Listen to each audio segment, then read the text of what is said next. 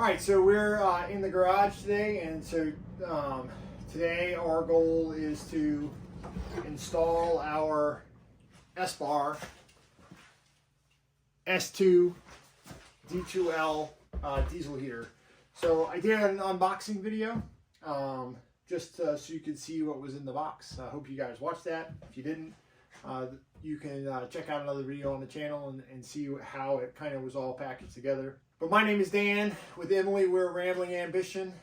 We purchased a 2019 Sprinter van that was an old Amazon van, and we're converting it for van life. So if this is something you're interested in, check out the video. We're going to do the full install from table all the way to installing the van to hopefully get it up and running today. So the parts that came with our kit, so we ordered ours from Heatso, and you get the heater, the wiring harness, all of the necessary hardware, exhaust, intake, fuel line, fuel pump, all the different pieces that you need. We also ordered a mounting plate. I'm not sure if we're going to use this or not, because you have to cut a 5-inch hole in the floor to set this down, but we'll see how it gets when we get in there.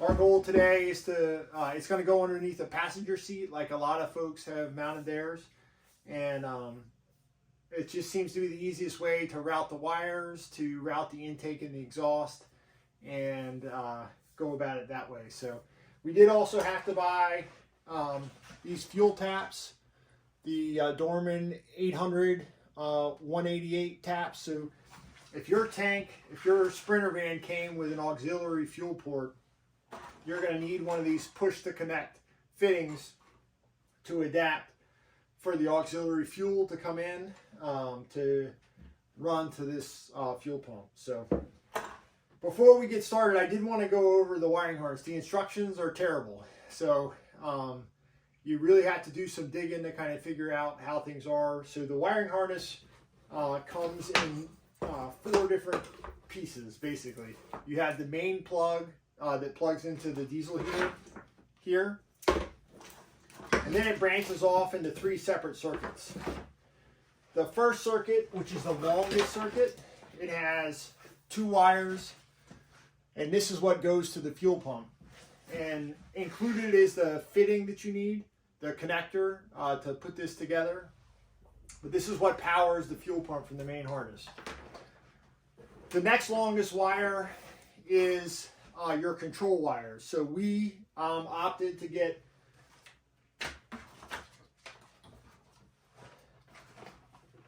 the Easy Start Pro with it. So these wires, you have a 4-wire plug that's already made up that goes to the Easy Start Pro, and then you have these other wires that you would utilize if you use their other system. So we're not going to use these, we're just going to tape them off, and then you don't have to do anything else with that.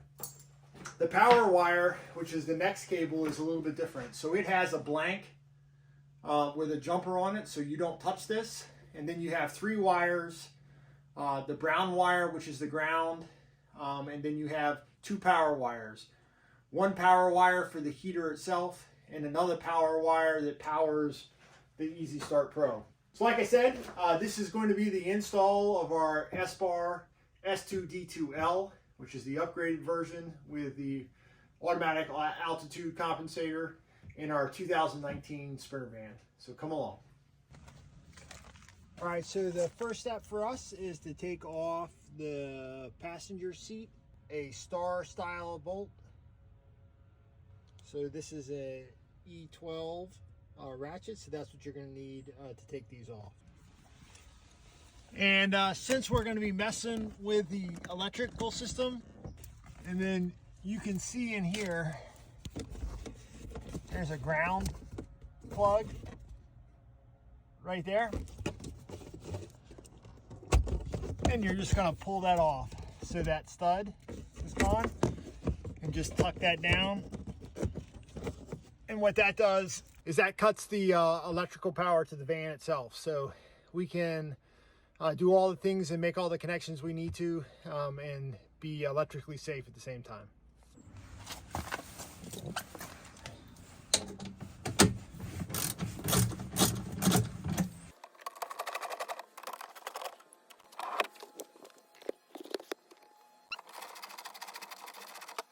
All right, now some people unplug the airbag sensor from the seat to move the seat out of the van. We are not going to do that, because if it doesn't get plugged in just right and it throws a fault code on the van, then you got to take it to the dealer to have that code reset. So we're just going to gently place the seat back here in the back until we need to put it back on. All right, so here you can see we're just going to move this piece out. And what I'm going to do is just cut this so that we can slide the whole thing out of the way. And you can see there's plenty of wire here for that. All right, so this is what the inside of the passenger seat pan looks like. Using this bracket, it looks like that if I do that and trace that circle, we should be okay. So underneath the van, you can see that plug, and then the dimples right there, and that plate will come out right there in the center. So I think that's the path we're going to take. All right, so we're just going to trace this circle.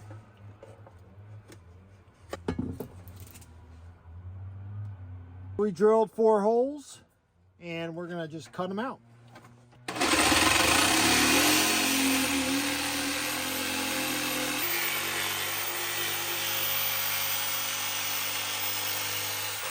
So what we're done with after the jigsaw and a little bit of work from a metal file to clean everything up, the plate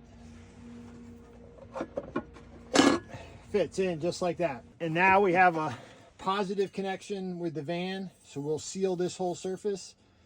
And then the inside gets sealed by the gasket that's on the bottom, the rubber gasket there. Before we do anything else, we're going to go ahead and cut the hole for the outlet. And that's going to go about right there. The hole for the reducer is right at 2 and I think it's 5/8. All I have is a 2 3/4 inch hole saw. So we made a mark here to make sure that the flange would have enough to sit on the inset, which it does. So we're going to go ahead and drill this hole right now. There we go. There's a nice hole. And that fits in perfect. So we just got to drill the 3 holes here to make sure that that gets mounted to this. And then we have the 5 holes for this once we get it positioned where we want it. So I think we're going to mount it like that. So we put the end cap on, then that way the hose can go from there to there, and it's not a big struggle. So we're going to mark the holes in the plate for the bolts. There are 2 on this side and 3 on that side, and we'll be ready to fasten it down. And then that's what it looks like from the underside. So I was skeptical at first, but now that I have this done, that's in a nice protected space. And I kind of really like the way that it turned out.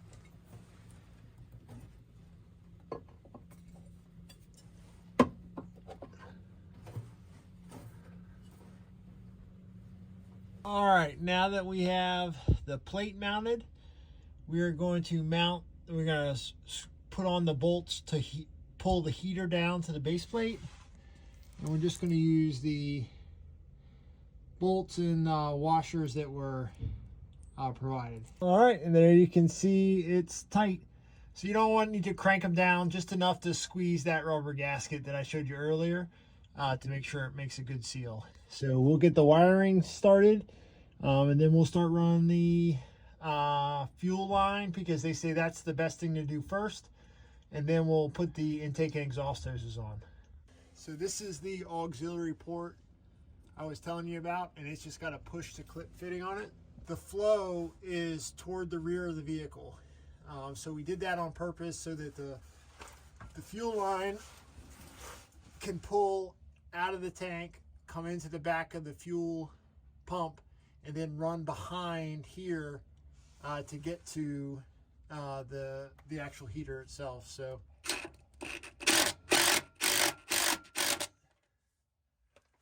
all right, now the directions have it says that this needs to be at a 15 to 30 degree angle, and that's so any air bubbles that come through the fuel line into the fuel pump don't get trapped at the bottom of the fuel pump, and then it'll actually run up so the air bubbles can filter through. So that's why it's angled like that. The fitting clicked in, and as you saw when I pulled the cap off, a little diesel fuel dripped out, so that means we got fuel at that point. So that is the connection to the back of the fuel pump. All right, so we gotta move the fuel line from there, and it's gotta come over top of the drive shaft, and then behind the heat shield over the exhaust, and then over to where the fuel pump is. And how we're gonna protect it is I got some old fuel line that I had, and we're gonna run this as a protection to keep it from getting overheated or damaged or nicked or anything. Now it's protected from all the other lines, from the drive shaft that runs beneath the heat shield, and then comes out right there, and then here we are at the fuel pump. All right, this is a pretty impossible angle to kind of do this in, but you have another piece of hose, and then all I do is just make sure the clamps are loose, figure out that I need about that much in, and then I keep my thumb there and then push that on until it gets to my thumb, and then I know the clamp has got enough stuff on it. And then one of the suggestions that I picked up from someone else is do this before you put on the intake and the exhaust hoses, otherwise you'll never get to this clamp. So we got the fuel line attached, and now we're gonna run the intake, the fresh air intake hose. So that's gonna go to this one right next to the fuel line, and we're gonna run it over top of the jack box toward the front fender. That's there. Now this ring, the big ring, does make it a pain in the butt to tighten those clamps, but we ran the hose up over top of the jack box, and then it comes down here, and then there's a little cap that goes on the end to keep big critters from going up in there. So these are safety Torx, which means they got a pin on the inside of them. I'm gonna have to get a special. All right, so that's a T30, and the safety Torx has that hole in the center, if you can see that.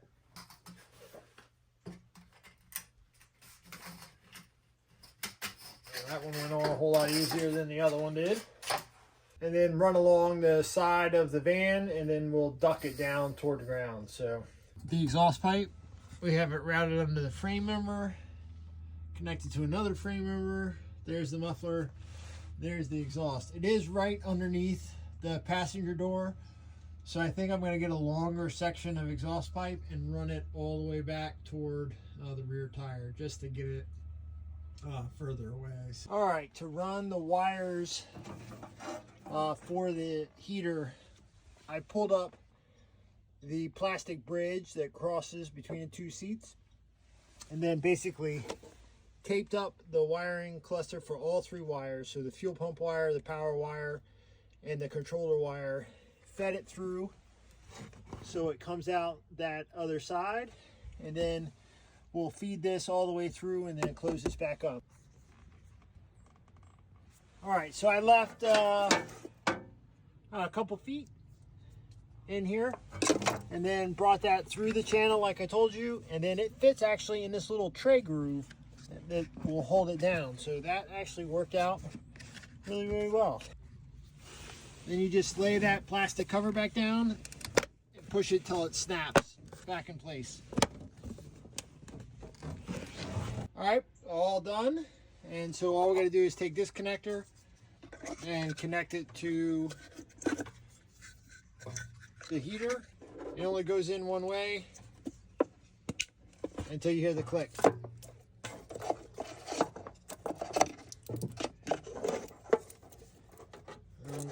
We'll let it set just like that. So we got the outlet installed. So all we gotta do is put the hose on. All right, so this is just on just like that. And then this fishes right onto that. And it sits there nice and clean. All right, so we have the fuel line connected to the auxiliary fuel port there. We have the fuel pump sitting at about 25, 30 degrees. We have the fuel line connected, and then it runs over top of the drive shaft, back behind the heat shield, and then down. Our electrical connector comes underneath that tray that we looked at earlier, down through a boot that comes underneath the driver's seat. So here's the wire. It's just connected with a zip tie. This whole bag is connected with a zip tie. So here's the wire. Here's the clip that we showed you earlier.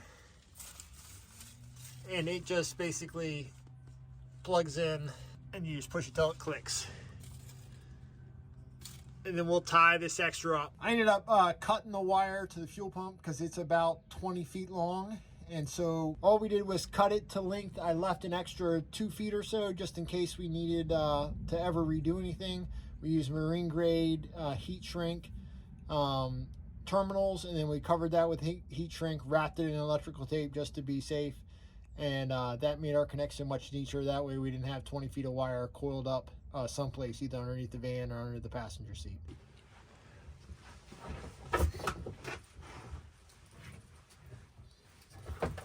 All right, so the only two connectors that are left are this fork plug. I don't know if you can see that, for the actual controller itself, the Easy Start Pro. And then this is the power to the heater. So you kind of have to make these ends up on your own because they fit into that fuse block. And they are a little fiddly, if you will. So this is the fuse block, and you can see how the main power wire for the heater and then the power wire for the Easy Start controller is here, where there's a yellow and a blue. The key to getting this all straight is to put these on first before we strip the wires.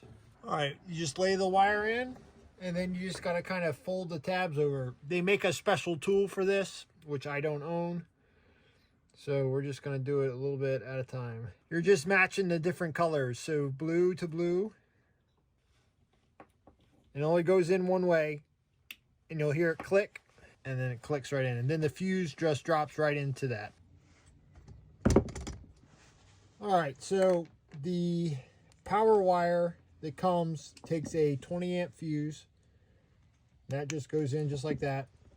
And the control wire for the controller takes just a 5 amp fuse. And it pops in like that. So you have a cover that goes over that. Goes right up into the connector. So red with red.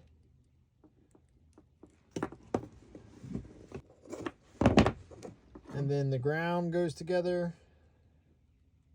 Heat shrink everything together.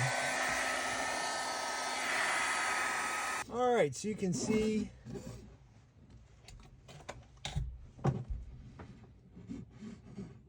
those are nice, and these are adhesive style heat shrinks. So not only do they heat shrink down to the wire, but there is some adhesive on it too. So just to go over things, we have the control wire, which has a 5 amp fuse. The power wire, which has a 20 amp fuse. And then we will tighten this up. This again has a cover, and that's it for the power side. All right, so the last piece is to hook the Easy Start controller up.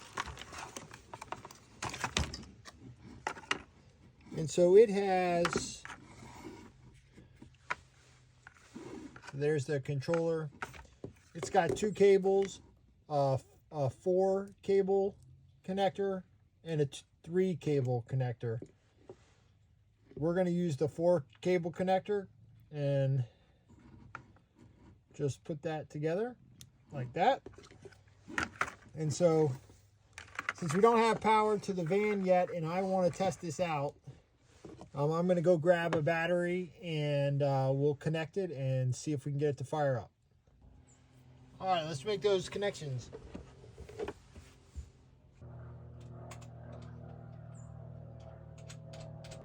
right, so we got power.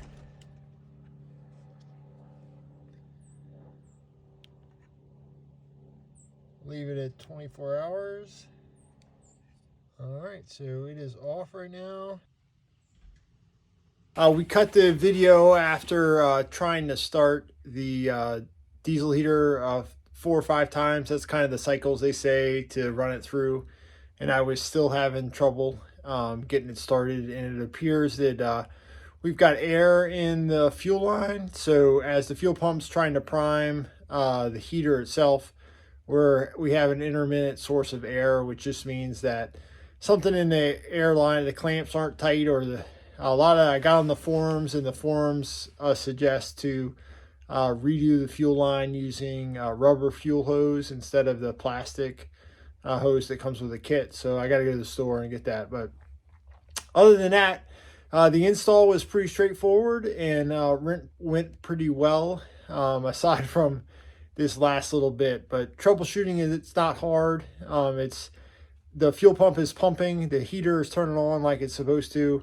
It just isn't getting the fuel flow that it needs, because I think every other like tick of the fuel pump you get some air bubbles. So we're going to retry rerunning fuel line, but we're going to use rubber fuel line the whole way, and try and see if that makes any difference. So that was the install, though, of the Espar S2D2L heater for our van. And while I would have loved to have a parting video shot of the heater running, I'm going to go ahead and end the video now, and we'll get it started, and probably in the next video I'll show you that it's working. So just to goes to show you that not everything always works, and I don't know how long it's going to take me to get the heater hose and stuff straight, or the fuel line straight, so I figured we'd go ahead and just end it now. So this is Dan from Rambling Ambition.